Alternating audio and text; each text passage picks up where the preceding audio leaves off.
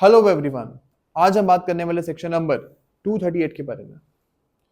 ये बात करते हैं कि मिसरिप्रेजेंटेशन और फ्रॉड अगर करा गया है एक एजेंट के द्वारा तो फिर उस केस में प्रिंसिपल लायबल नहीं होगा।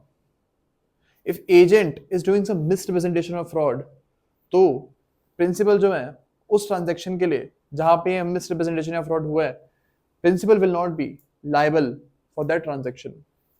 इसकी इलस्ट्रेशन हम पढ़ेंगे तो एकदम क्लियर हो जाएगा ये क्या बोलना चाह रहा है। ए बीइंग बी's एजेंट, ए जो है बी के एजेंट है, for the sale of goods induces C to buy them by a misrepresentation which he was not authorized by B to make, the contract is voidable. मतलब इसका हम example लेते हैं कि अगर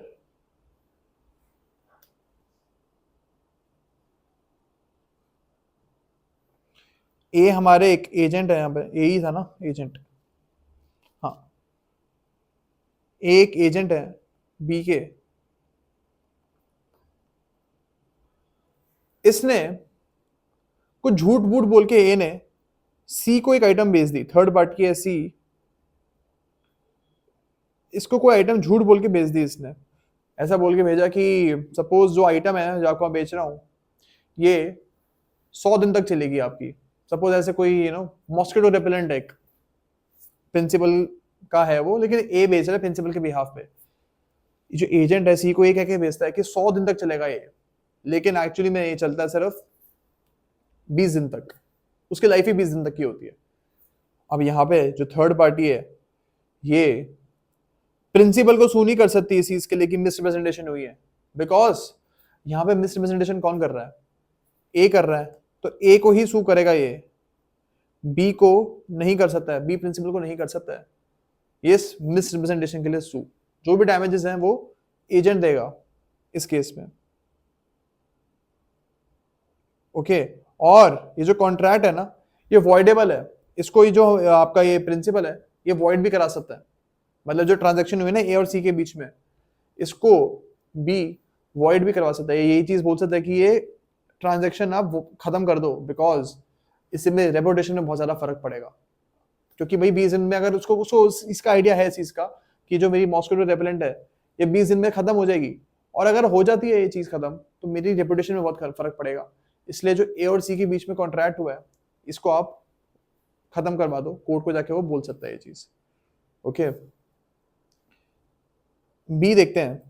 ए the captain of B ship signs bills of lading without having received on board the goods mentioned therein. The bills of lading are void as between B and the pretended consignor. इसको मैं आपको लिख के समझा देता हूँ क्या बोल रहा है।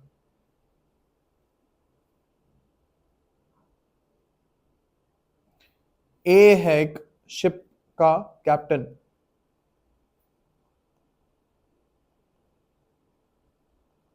ए ही है ना नाम उसका, हाँ। जो शिप है ये है बी की, मालिक कौन है शिप का, बी। अब एक सी बंदा है वो इस शिप में को आइटम्स आइटम्स को लोड करवाता है, सी थर्ड पर्सन है, ये शिप में कुछ आइटम्स को लोड करवाता है। अब ए जो है ना ये बिना चेक करे कि आइटम पूरी है या नहीं साइन कर देता है। बिल ऑफ लीडिंग होता है जिसमें लिखा हुआ था कि ये आइटम्स है मैंने आपके यहाँ पे शिप में रखवाई है, आप ये चेक कर लो कि यही आइटम्स हैं शिप के अंदर, वो बिना चेक करे साइन कर देता है। यहाँ पे जो ए और सी के बीच में कॉन्ट्रैक्ट हुआ है ये वॉइड है, बी जो है बोल सकते हैं कॉन्ट्रैक्ट वॉइड है, बिकॉज ए के पास अथॉरिटी नहीं थी इस बिल ऑफ लीडिंग में साइन करने की। ये साइन तो सिर्फ मैं कर सकता था, मैं चेक करता गुड्स में जो आइटम्स आपने भिजवाई है सी ने वो एक्चुअली में सही आइटम्स हैं या नहीं, ये चीज मैं चेक करता, फिर मैं उस पर साइन करता कि हाँ हाँ ये सही चीजें हैं। लेकिन ए ने यहाँ पे कर दिया, उसके पास अथॉरिटी ही नहीं थी, तो इसलिए जो ट्रांजैक्शन है ए और सी के बीच में वॉइड है और इसके लिए मैं लायबल नहीं हूं। बी ये चीज बोल सकता है I am not liable because A के पास अथॉरिटी ही नहीं थी बिल ऑफ लीडिंग में साइन करने की। ओके और सी को इसके बारे में पता था, she knew about this thing, still उसने ए से साइन करवा लिए, तो इसकी कोई वैलिडिटी नहीं है साइन की। ओके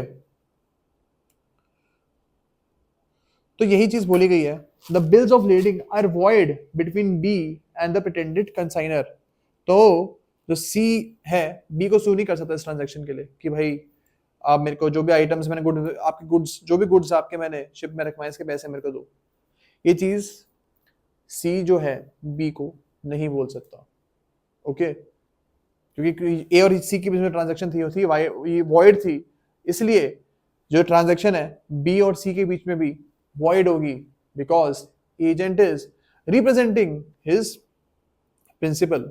सो बी और सी के बीच में भी ये ट्रांजेक्शन होगी वॉइड, ओके। तो यही बोलते सेक्शन नंबर 238।